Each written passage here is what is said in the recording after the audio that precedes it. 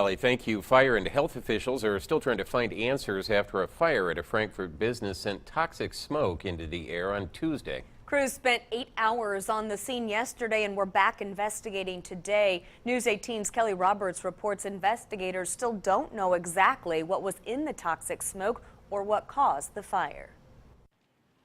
Black smoke filled the Frankfort sky Tuesday as a pile of materials burned outside Britton & Sons Recycling.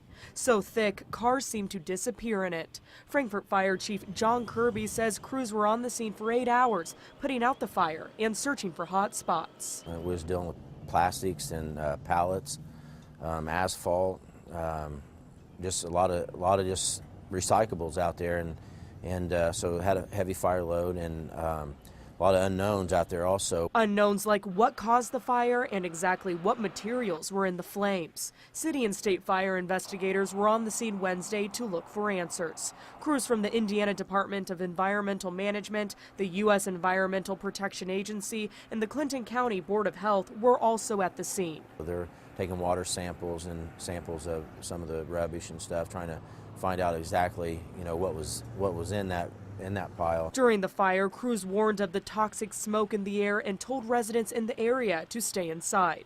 Suncrest Elementary School, only a few blocks from the scene, bused their students to the high school across town for dismissal, a recommendation from the Board of Health. And at the time, he was concerned about any of the walkers that might have any type of asthma, any type of respiratory disease that could flare up. Chief Kirby says the stop on this fire was one of the most impressive stops he has ever seen.